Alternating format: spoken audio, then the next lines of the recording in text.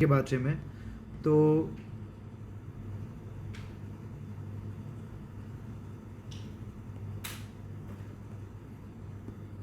तो ये वाले सवाल को सबसे पहले देख लेते हैं, आपको समझ में आ जाएगा कि मैं किस चीज़ के बारे में बोलना चाह रहा हूँ। तो यहाँ पे अब सवाल में क्या है कि what is greased lightning GL10 recently in news.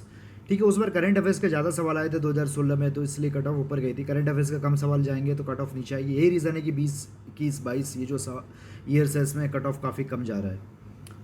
और अब ये देखिए, अब यहाँ पे एटिमोलॉजी का मतलब क्या है कि अभी ग्रिज लाइटनिंग किसी चीज़ का नाम रखा गया है तो कुछ सोच समझ के रखा गया होगा। लाइटनिंग हो सकता है क्योंकि लाइटनिंग बहुत फास्ट स्पीड में मूव करेगा। अब यहाँ पे प्लेन और एयरक्राफ्ट और स्पेस ऑब्जर्वेटरी रॉकेट की बात की गई है, तो लाइटनिंग तो ठीक है फास्ट मूव करेगा, ग्रिज लाइटनिंग काफ़ी फास्ट करेगा और ये 10th वर्जन होगा। अब रिसेंटली न्यूज़, अब ये बोल रहा है ये नासा का है, मतलब यूएस का है, दूसरा बोल रहा है कि ये जापान का है, तीसरा बोल रहा है चाइना का है, चौथा बोल रहा है इसरो का है। भाई साहब इसरो नाम रखेगा तो जनरली हिंदी में रखता है, इंग्लिश में बहुत ही कम है नाम आप उसको इंग्लिश में देखेंगे। चाइना चाइनीज़ में रखेगा, जापान जापानीज़ में रखेगा, इंग्लिश नाम है वो नाम ही ज़्यादा चांस है कि नासा होगा। अब ये मारेंगे और आपका आंसर भी यहाँ से सही हो जाता। 2016 का ये सवाल था। अब इसी लॉजिक पे देखते हैं कि अब जब आपको नहीं समझ में आ रहा है तो एटलीस्ट अब ठीक है क्वेश्चन सेटर ने पूछ लिया, बस उसको एक सवाल चिपकाना था। अब जिसने नाम रखा होगा वो तो किसने सोच समझ के रखा होगा, तो उस एंगल से सोचेंगे तो आपके काफ़ी सवाल, मतलब एक दो सवाल तो हर साल निकल ही जाते हैं।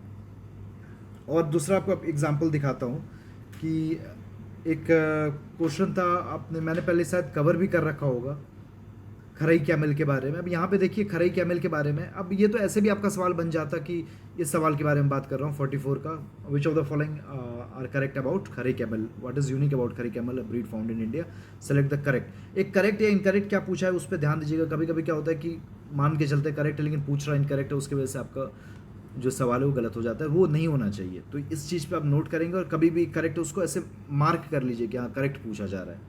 अब यहाँ पे देखिए ये है कि it lives in the wild, ठीक है, and can not be domesticated. भाई साहब इंसानों ने तो लायंस और टाइगर्स को डोमेस्टिकेट कर रखा है, तो ये खरई कैमल क्या चीज़ है, तो ये तो तीन तो सरासर गलत है, कैन नॉट बी डोमेस्टिकेटेड। और दूसरी बात ये नेगेटिव सेंटेंस है, क्वेश्चन सेटर को कहीं दिख रहा होगा कैन बी डोमेस्टिकेटेड, उसको बना दिया कैन नॉट बी डोमेस्टिकेटेड, तो नेगेटिव सेंटेंस जनरली गलत होते हैं, ऊपर से ये काफ़ी एक्सट्रीम है, तो इसलिए तीसरा गलत है और वहीं से आपका आंसर भी आ जाएगा। पहला दूसरा में क्या है कि it is capable of swimming up to 3 kilometres, it survives by grazing on mangroves. अब देखिए खरई वर्ड ही ना खारा से आया है, खारा मतलब सॉल्टी, तो चांस है कि वो मैंग्रोव्स में सर्वाइव करता होगा। अब जब खारा पानी में रहेगा तो चांस है कुछ हद तक स्विम भी कर पाए। अब एलिफेंट्स वगैरह भी स्विम कर लेते हैं, तो कैमल स्विम कर ले कोई बड़ी बात नहीं है। तो अब इस लॉजिक से आप बना सकते थे कि खरई वर्ड खारा से आ रहा है, तो आप थोड़ा सा आपको लग जाएगा अच्छा मैंग्रोव्स पे सर्वाइव कर पाता होगा क्योंकि खारा वर्ड से आ रहा है, तो दो सही होगा।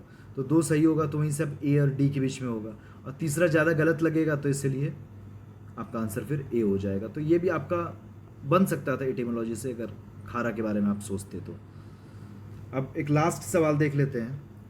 अब ये जो 2016 था, मैं कहूँगा लास्ट 7 ईयर में 7 ईयर्स में सबसे इजी सवाल इसी साल पूछे गए थे।